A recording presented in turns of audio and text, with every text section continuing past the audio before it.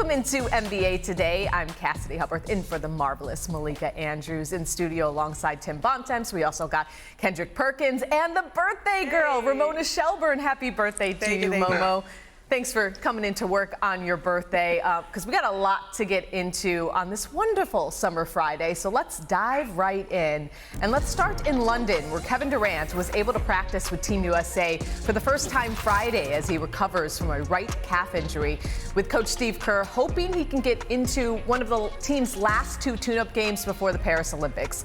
Durant is questionable for Saturday night's game at O2 Arena against South Sudan and spoke about his recovery earlier today.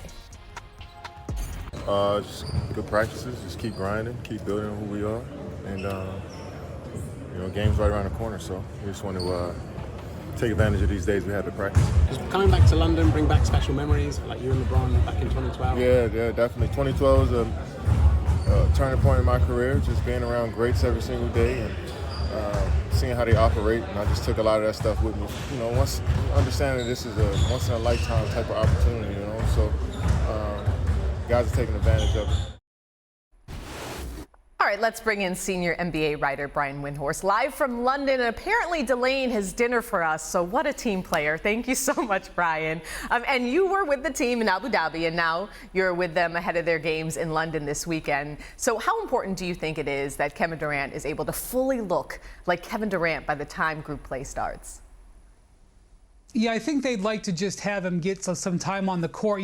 Today was the first time he's been able to do anything with Team USA. He's been on the sidelines throughout the 2 weeks they've been together.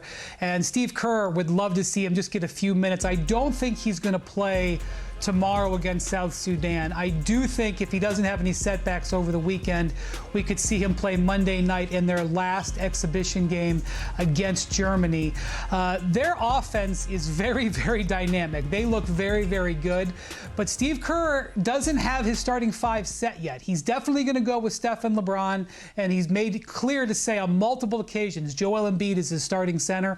But the other two wing spots are open, and I think maybe not for the first game out of the gate, which is a week from Sunday, but potentially maybe down the line, I think you'll see Kevin Durant in there, and the triumvirate that everybody dreamed of when this team was put together, Curry, LeBron, Durant, can finally come together. And look, you've been front and center since the team took off from Vegas, but what stood out to you the most watching this team prepare? Obviously, they're tinkering with the lineup, but what is standing out to you the most? So you cannot help yourself but watch the Steph Curry, LeBron James connection.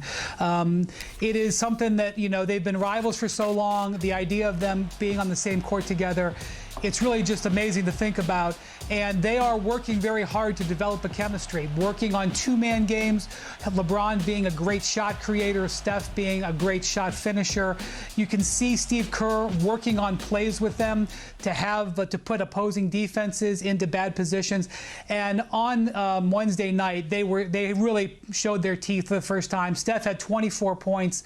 LeBron had 11. And there was a couple of times where LeBron drew the defense and kicked to Steph for a three, and then other times where Steph drew the defense and LeBron got a free line to the basket for a dunk.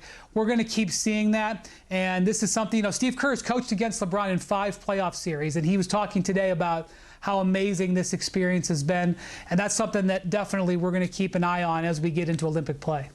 I mean, you see glimmers of it during the All-Star weekend, but, when a real competitive game, they're not holding back from showing the joy they have playing with each other. And I want to bring the full panel back in here. And Perk, starting with you, what question are you most looking forward to seeing answered with opening ceremonies just a week away?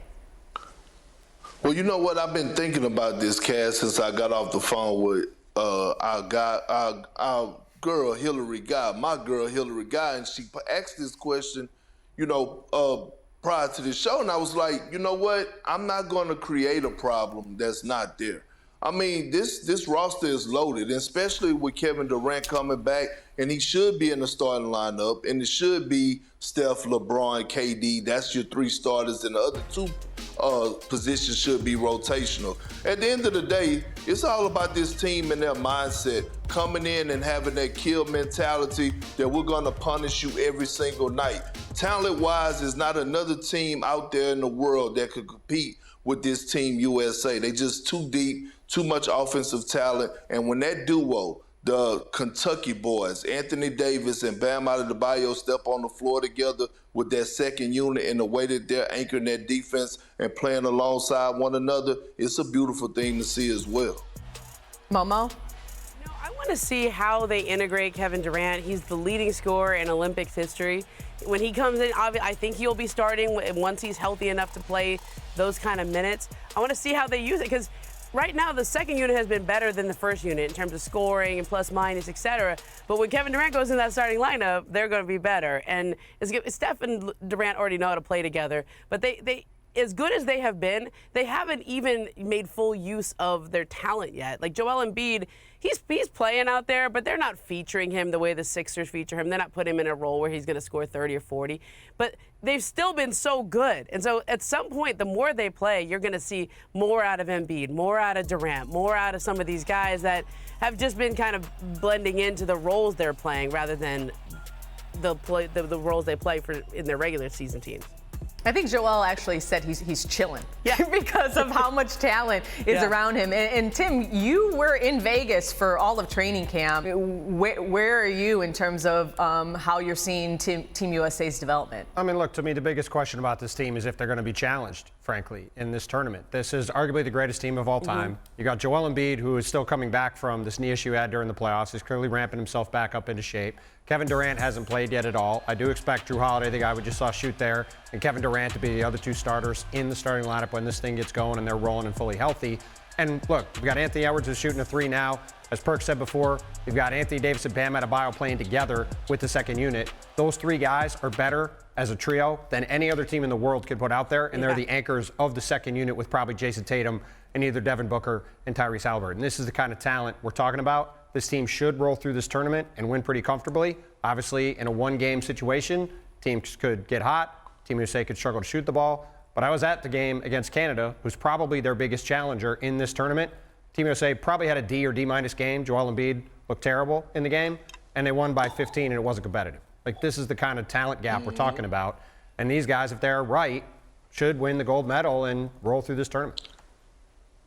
I'm just thinking right now, I'm thinking about KD, Braun, and Steph all sharing the floor together, playing the game of basketball. Not only is this Christmas in July and August, but this is like me going to Golden Corral Buffet. This is everything and more for all the people around in the basketball world. To watch like three of the greatest players to ever touch the damn basketball. And Mama, I heard you say earlier, about Kevin Durant, and how he's going to fit into that offense. Like, Kevin Durant is one of those players we all know you could drop anywhere in America, whether that's LA Fitness or the Men's Health Club or whatever, and he's going to adapt. That's just who Kevin Durant is. If you want him to play off the ball, he could do that. Yeah, he'll be fine. He'll be fine. But listen, here's the thing. If you want him to play off the ball, he could do that. If you want him to play center at certain times, he could do that. It's just he's so versatile. He's something that we've never seen before. I just can't wait to see it happen. RJ on the show on Monday said that Team USA just has to play at a B+ level to win the Olympics. Do you agree with that, Perk? I don't agree with RJ often, but I do. I mean, they don't have to be at their best because, they have so much offensive firepower. I think Tim just harped on that. Anthony Edwards could come off the bench and give you 30. Jason Tatum is still a guy that we haven't mentioned yet, and we already been in this show for about 10 minutes. He's a guy that could come in off the bench and give you 30 as well. So when you have that much offensive firepower, you don't have to be at your best. And we're just casually showing Ant and Steph just nailing half-court shots in practice. We're having an after-hours practice today, and I was like, that's one guy playing with his hero. This is such a fun team. Brian, congratulations finally on getting your luggage back, too. Yes, I like exactly. that we have a new shirt for you. It's been a trip for you. Well, there's more miles to travel. There's more miles to travel. Got to make the Paris. And you know what? We'll let you go have your dinner now.